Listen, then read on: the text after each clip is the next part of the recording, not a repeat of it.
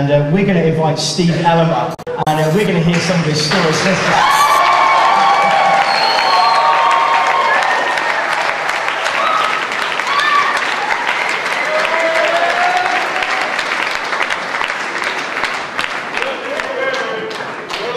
You alright, mate? Do you like his shirt? Yeah, it's like Mac and P.I., isn't it? Yeah, pull out the hair. Yeah, I love it. It's really, really good. So, Steve, you've got a bit of a fan club here tonight, haven't you? I've just heard some whooper whoops. Is your mum around as well? Okay, it's a shame.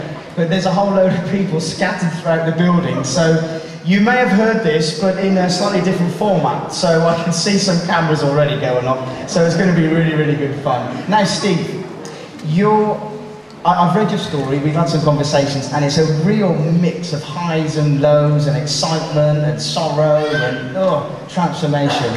And I think tonight what we're going to do is we're going to paint a massive big picture using a big brush, and then we're going to look at some of the final points. So I wonder if you could just give us a quick snapshot to set us up for where we're going to go tonight.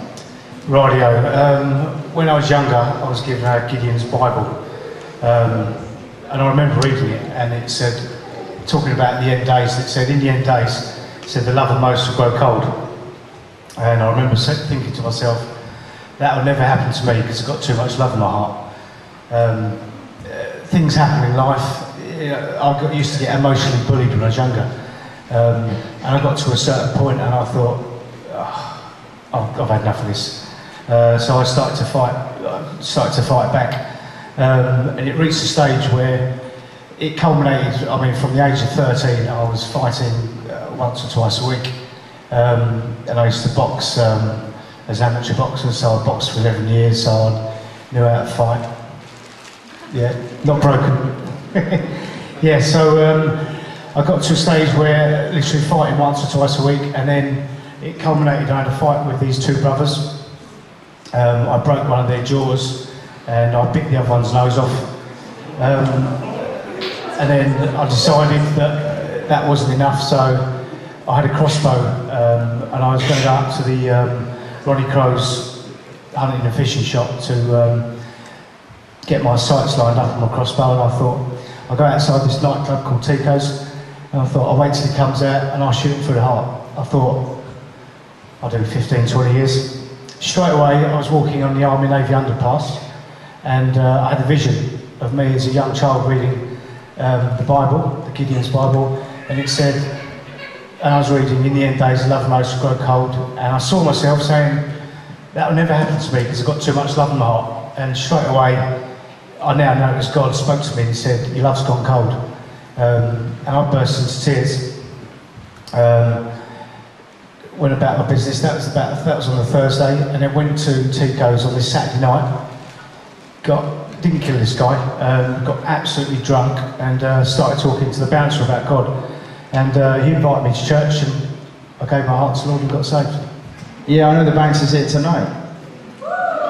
Yeah, come on. Right, so we've got this crazy story. Your mum was really loving. You've had some really tough stuff happen in your childhood, and you're dealing with a lot of pain. I wonder if you could tell us a little bit more. It seems to me that your childhood was punctuated by really painful experiences, and I wonder if you want to just go in and sort of shed a little bit of light on that, because I know that different ones of us here are going to connect with the fact, oh yeah, we felt that. And how were you handling it? What were the things that were going on inside of you at that time? Well, my parents split up when I was 18 months. I got run over when I was 4. And I got run over when I was 4, and literally they said, right, you've got 10% chance of survival. I come through that, and then they said, right, you've got 30% chance of leading a normal life. And I just come through that, and ever since I've been the same.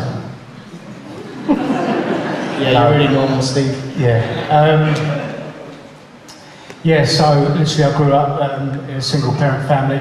My mum used to, we were brought up around, pubs and drink and stuff like that. So when I grew up, I saw a lot of alcohol, a lot of violence.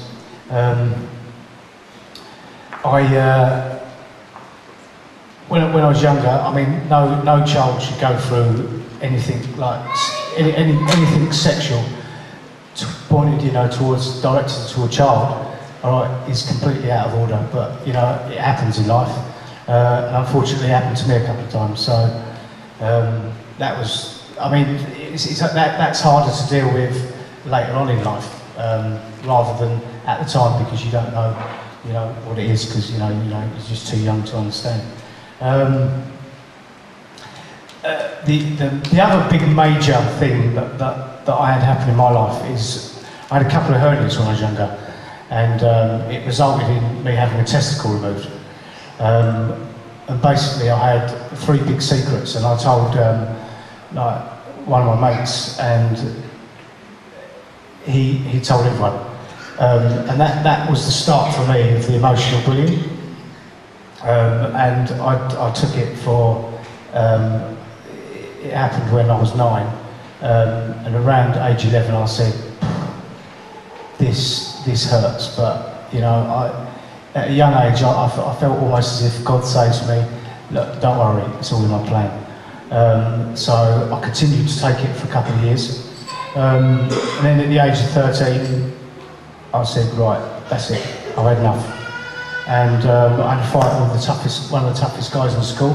I was fighting with him for about an hour, and in the end, he walked off, and I said, where are you going? And he said, I don't want to fight anymore.